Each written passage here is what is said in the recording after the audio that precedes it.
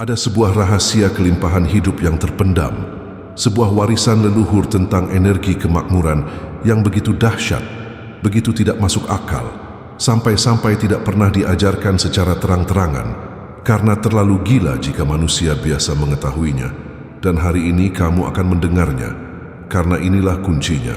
Kamu tidak perlu mengejar uang, kamu hanya perlu menariknya, semudah menarik napas. Pikirkan sejenak sesuatu yang paling sederhana dan paling penting. Napas. Sesuatu yang menopang hidupmu sejak lahir. Sesuatu yang tidak pernah kamu bayar, tidak pernah kamu kejar, tapi selalu datang kepadamu tanpa gagal.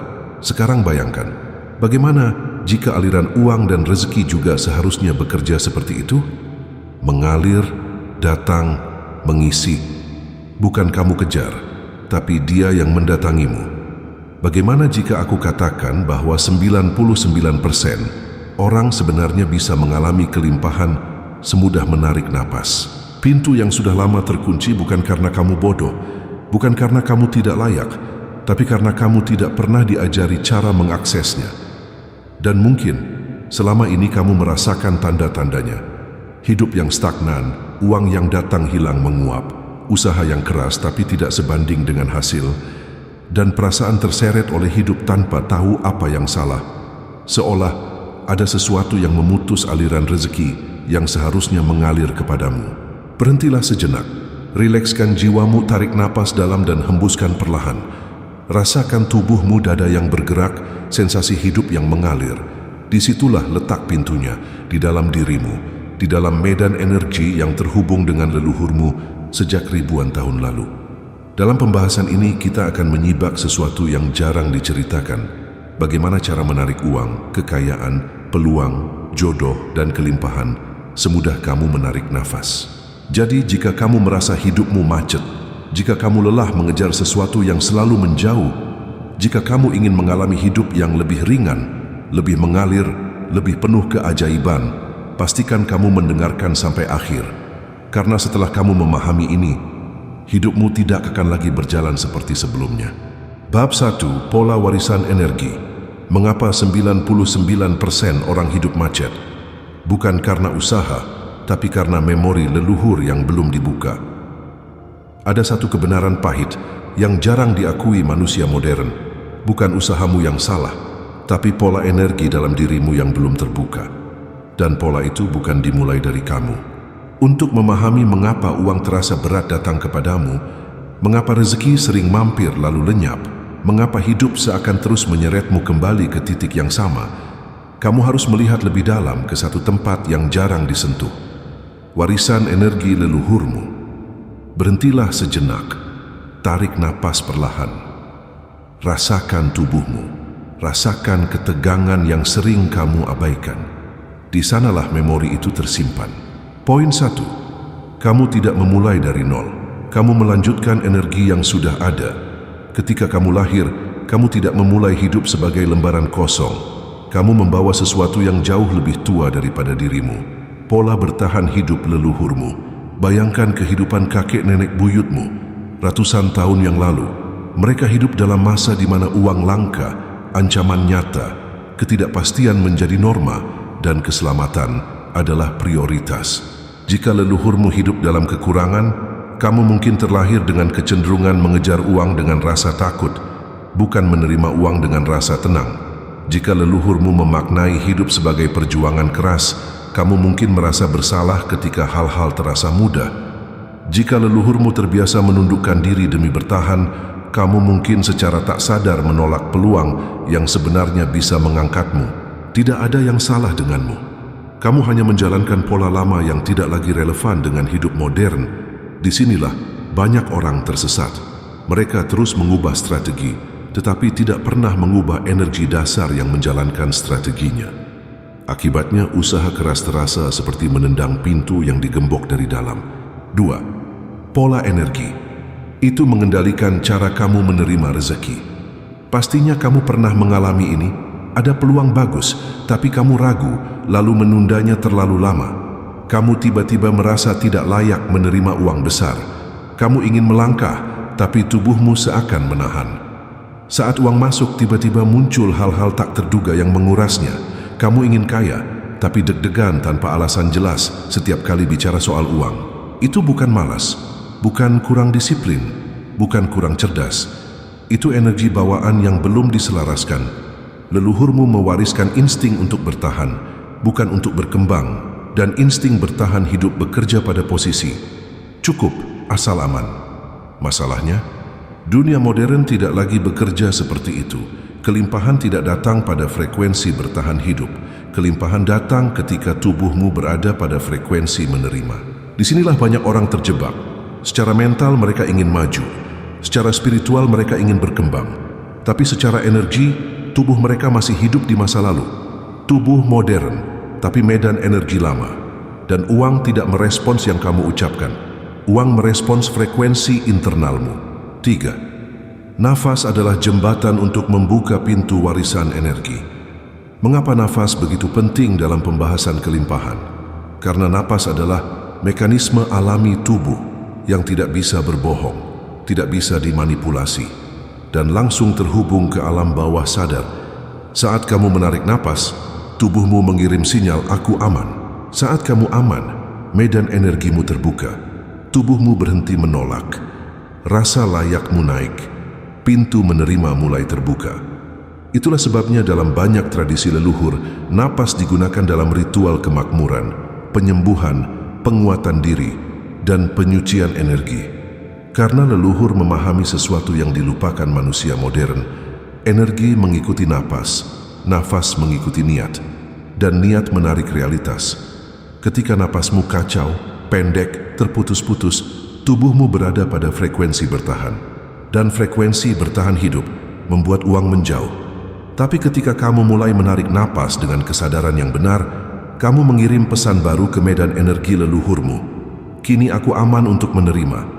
Inilah titik di mana pola lama mulai retak. Pintu energi kelimpahan mulai terbuka sedikit demi sedikit, dan tubuhmu yang sebelumnya menolak mulai menjadi magnet. 4. Jadikan momen ini sebagai awal perubahan.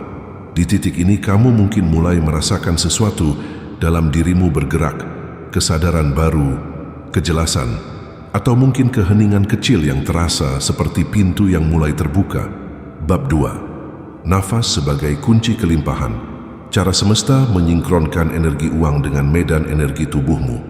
Bayangkan sejenak, setiap hari kamu menarik napas ribuan kali, dan setiap tarikan napas itu membawa hidup masuk ke dalam tubuhmu.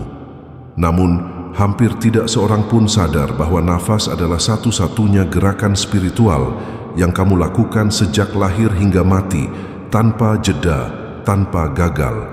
Jika ada satu mekanisme yang menggambarkan bagaimana rezeki seharusnya bekerja, itu adalah nafas. Uang seharusnya datang seperti udara, mengalir, mengisi, melewati, dan selalu kembali. Tidak kamu kejar, tapi mengalir ke tubuhmu ketika kamu terbuka menerimanya. Masalahnya, kebanyakan manusia modern bernapas seperti orang yang dicekik oleh hidup, pendek, cepat, gelisah.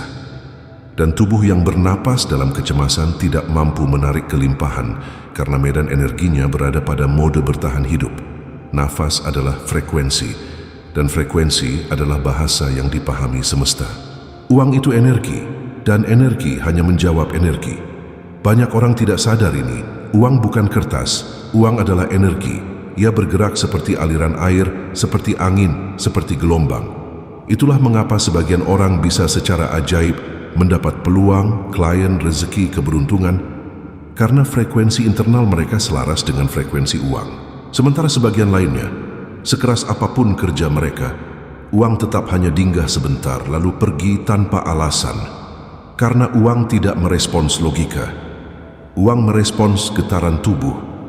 Dan getaran tubuhmu ditentukan oleh satu hal paling sederhana dan paling mendasar adalah cara kamu bernapas. Ketika napasmu dangkal, tubuhmu membaca, aku dalam bahaya. Dan ketika tubuh mendeteksi bahaya, alam bawah sadar menutup semua pintu kelimpahan dan fokus hanya pada selamat hari ini dulu.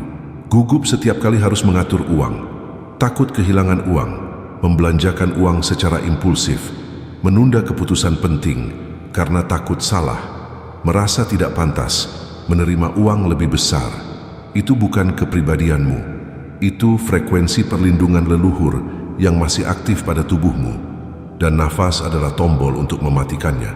Nafas mengubah posisi frekuensi tubuh dari posisi kekurangan berpindah ke posisi menerima. Poin 1. Poin kekurangan: tubuh tegang, nafas pendek, pikiran defensif, rezeki sulit masuk. Poin 2. Posisi menerima: tubuh tenang, napas dalam dan lembut, hati lapang, peluang datang lebih mudah. Ketika kamu menarik nafas panjang dan stabil, sesuatu gelombang energi besar terjadi. Tubuh memberi sinyal kepada sistem saraf bahwa kamu sedang dalam posisi aman. Dan ketika tubuh merasa aman, pintu energi frekuensi atas terbuka. Kesadaran meluas, pendengaran intuisi menguat, rasa layakmu naik. Kamu mulai melihat peluang yang sebelumnya tidak terlihat. Pikiranmu mulai berani mengambil langkah. Energi rezeki mulai mencari jalan masuk. Itulah sebabnya banyak tradisi spiritual kuno mengatakan bahwa uang datang kepada orang yang jiwanya lapang, dan kelapangan itu lahir dari napas. Kenapa leluhur menggunakan napas dalam ritual kelimpahan? Jika kamu perhatikan budaya spiritual di seluruh dunia, Jawa, Bali, Tibet, India, Persia, Tiongkok, semuanya memiliki pola yang sama. Ritual kelimpahan selalu menggunakan napas sebagai inti. Mengapa? Karena leluhur mengetahui apa yang dilupakan manusia modern. Napas menggetarkan medan energi. Medan energi memengaruhi medan realitas. Medan realitas menentukan apa yang kamu tarik. Ketika leluhur melakukan ritual memanggil hujan, memanggil hasil panen, memanggil perlindungan, mereka memulai dengan tarikan nafas yang dalam, panjang, dan berirama. Nafas itu bukan sekadar fisik. Nafas adalah panggilan energi. Dan energi yang dipanggil pasti selalu datang. Sekarang pikirkan ini. Jika napas dapat mengundang hujan, tanaman, perlindungan, tentu saja napas bisa mengundang kelimpahan uang dan kekayaan. Karena uang dan kekayaan hanyalah satu bentuk energi yang bergerak di alam semesta. Jika leluhurmu menggunakan nafas untuk memanggil dan menarik hal-hal besar, kenapa kamu tidak ikut melakukannya? Nafas membuat uang yang mencarimu. Ketika nafas menjadi lebih dalam, lebih stabil, dan lebih sadar, kamu mengaktifkan medan energi tubuh. Dan ketika medan energimu aktif, sesuatu yang mencengangkan terjadi. Orang mulai mengingatmu, peluang muncul tanpa kamu cari. Klien datang tiba-tiba, ide yang mengubah hidup muncul dari dalam. Uang yang kamu kira mustahil tiba-tiba menjadi mungkin. Kenapa? Karena kamu berhenti mengejar. Kamu berubah menjadi magnet dan semesta selalu merespons magnet yang selaras. Kalau saat menonton video ini, kamu merasakan getaran kecil, atau sensasi bahwa penjelasan ini masuk akal dan aku bisa mempraktikannya, itu bukan kebetulan, itu tanda bahwa frekuensimu mulai terbuka. Bab 3. Kenapa? Aku sudah usaha, sudah berdoa, sudah berpikir positif, tapi hasilnya masih sama. Di titik ini, kebanyakan orang mulai bertanya-tanya, kenapa rezekiku belum berubah? Aku sudah berpikir positif, tapi tetap saja uang datangnya lambat. Apa aku kurang kuat, kurang layak? Atau memang takdirku segini saja? Dan bab ini hadir untuk menjawab itu semua dengan sudut pandang yang jujur, yang logis, yang spiritual, dan yang membuka mata. Poin 1. Karena kamu fokus pada perubahan hasil. Bukan perubahan diri, ini kesalahan terbesar dan paling sering terjadi. Banyak orang ingin uangnya berubah, hidupnya berubah, keberlimpahan datang, tapi dirinya masih sama. Logikanya sederhana. Hasil hanyalah gema dari frekuensi dirimu. Jika yang berubah hanya keinginan, tapi tidak ada perubahan frekuensi, emosi, identitas, pola pikir, maka hidupmu hanya memantulkan versi lamamu. Kamu tidak bisa menarik siaran kelimpahan dengan frekuensi kekurangan. Bisa mencoba, bisa memaksa, bisa berharap, tapi hasilnya tetap sama. Macet, stagnan, lambat. Karena uang tidak datang kepada keinginan, uang datang kepada identitas yang cocok untuk memilikinya. Poin 2. Karena kamu masih berpikir uang itu barang. Padahal uang adalah energi. Orang yang mengejar uang selalu melihat uang sebagai objek yang berada di luar diri. Tapi orang yang mudah menarik uang, melihat uang sebagai energi yang merespon energi dirinya.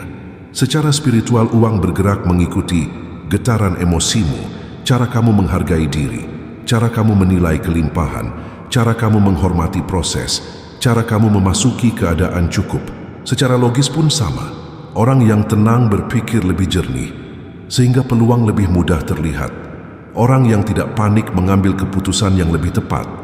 Orang yang tidak merasa kekurangan memancarkan kesan bernilai, yang akhirnya diikuti penghargaan nilai dari orang lain, klien, atasan, market. Jadi ketika kamu menganggap uang hanya sebagai benda, kamu mengejarnya. Tapi ketika kamu sadar uang adalah energi, kamu bisa menariknya. Poin 3, karena kamu masih beroperasi dengan getaran kekurangan. Ini yang paling sering tidak disadari. Kamu berkata, aku mau uang banyak, tapi di dalam hati, karena kalau tidak aku susah. Kamu berkata, aku ingin rezeki lancar, tapi batin membisikkan, karena aku takut gagal. Kamu berkata, aku ingin hidupku berubah, tapi bawah sadar menggetarkan, karena hidupku sekarang menyakitkan. Perhatikan baik-baik. Energi yang kamu pancarkan saat meminta jauh lebih berpengaruh daripada kata-kata yang kamu ucapkan. Jika permintaanmu dibungkus rasa takut, cemas, panik, atau merasa tidak cukup, maka yang kamu pancarkan bukan kelimpahan, tapi kekurangan. Inilah kenapa doa terasa tidak didengar, afirmasi terasa tidak masuk, manifestasi terasa lambat. Bukan karena tidak bekerja, bukan karena kamu tidak layak, tapi karena frekuensinya masih bentrok. Poin 4, karena kamu ingin hasil cepat, tapi enggan menjadi versi diri yang siap menerima. Ini bagian yang paling logis, sekaligus paling spiritual. Energi keberlimpahan tidak akan mengalir pada wadah yang belum siap. Bukan karena alam semesta pelit, tapi karena kamu yang belum sanggup menjaga hasil itu. Logikanya begini, jika seseorang diberi uang besar tanpa identitas mental yang kuat, dia akan takut, bingung, buruk mengatur, dan akhirnya kehilangan semuanya. Bahkan kalau uang besar itu datang dari manifestasi sekalipun, hasilnya tetap sama. Karena rezeki tidak datang hanya untuk dilihat, rezeki datang untuk dikelola, dan untuk bisa mengelola, kamu perlu menjadi versi diri yang lebih dewasa, lebih tenang, lebih disiplin, lebih percaya, lebih menghargai diri. Lebih besar kapasitas mentalnya. Alam semesta tidak menahannya darimu. Justru ia menuntunmu untuk menjadi wadah yang siap. Dan ketika wadahmu siap, uang datang dengan cara yang bahkan tidak masuk akal. Cepat, mudah, dan mengalir alami. Poin 5. Karena kamu lebih banyak menggunakan logika. Daripada energi, ini bukan berarti logika tidak penting. Tetapi logika hanyalah 5% kekuatan pikiran. Energi bawah sadar adalah 95%. Orang sering berkata, aku mau kaya, tapi 95% belahan pikirannya berkata, uang itu susah, rezeki itu harus dikejar, aku nggak sepintar orang lain, aku bisa gagal lagi, aku tidak pantas banyak uang. Selama 95% itu tidak sinkron, hasilmu tetap 95% sama seperti sekarang. Energi dominanlah yang menentukan arah hidupmu. Bukan kata-katamu, bukan keinginanmu, bukan mimpimu, tapi siapa dirimu di dalam. Kesimpulan besar bab 3 adalah, kenapa hidupmu belum berubah? Bukan karena kurang usaha, bukan karena kurang doa, bukan karena takdir buruk, bukan karena kurang cerdas, tapi karena frekuensi lama masih aktif, identitas lama masih dominan, energi kekurangan masih memimpin keputusan, diri lama masih memegang kendali. Dan ketika frekuensi ini berubah, ketika identitas baru menggantikan yang lama, saat itu juga uang, rezeki, peluang, hubungan baik, kesehatan, kedamaian, semuanya mulai datang, bukan karena kamu mengejar, tapi karena kamu telah menjadi magnetnya. Semuanya sudah ada di dalam dirimu, tinggal kamu hidupkan. Sekarang setelah semua penjelasan yang sudah kita bahas sejak awal hingga bab terakhir, aku ingin mengajak kamu berhenti sejenak. Tarik nafas panjang dan rasakan sesuatu dalam jiwamu. Bahwa hidup yang kamu dambakan bukan sesuatu yang jauh, bukan sesuatu yang mustahil, dan bukan sesuatu yang hanya dimiliki orang lain. Semuanya, uang, rezeki, kelimpahan, peluang besar, ketenangan, jodoh yang tepat, hidup yang mudah, sudah berada di frekuensi yang tersedia untukmu. Dan ketika frekuensi berubah, maka pola hidup berubah. Cara berpikir berubah, keputusan berubah, energi berubah, dan akhirnya hasil ikut berubah. Itulah logika sekaligus spiritualitas paling mendasar dari kelimpahan. Mungkin di dalam hatimu muncul pertanyaan, bisakah aku benar-benar mengubah hidupku? Bisakah aku menarik uang lebih banyak? Bisakah aku membuka pintu rezeki yang selama ini tertutup? Jawabannya sederhana, ya bisa, tapi dimulai dari dirimu. Bukan dari dunia luar. Bukan dari keberuntungan, bukan dari orang lain, bukan dari pekerjaanmu sekarang. Bukan dari kondisi ekonomi, karena sumber kelimpahan terbesar adalah dirimu sendiri. Dan saat dirimu berubah, uang berubah cara mendatangimu. Aku ingin kamu ingat satu hal. Kamu tidak kekurangan apapun. Yang kamu butuhkan hanyalah menyelaraskan diri dengan apa yang sudah menjadi hakmu. Jika kamu merasa video ini membuka jalan pikiranmu, jangan berhenti di sini. Like video ini sebagai bentuk komitmen pada versi terbaik dirimu. Subscribe channel ini karena perjalananmu menuju kelimpahan tidak berhenti hari ini. Kita lanjutkan bersama, langkah demi langkah. Dan bagikan video ini ke teman, pasangan, atau keluarga yang kamu tahu sedang berjuang, karena mungkin saja ini adalah pesan yang mereka butuhkan. Dan terakhir, mari sejenak pejamkan mata sebentar, ambil napas panjang, letakkan tangan di dada, dan ucapkan pelan dalam hati, aku siap menjadi magnet kelimpahan. Aku siap menerima rezeki yang lebih besar. Aku siap menciptakan hidup yang aku impikan. Biarkan kata-kata itu hidup di dalam dirimu dan lihat bagaimana semesta menjawabnya.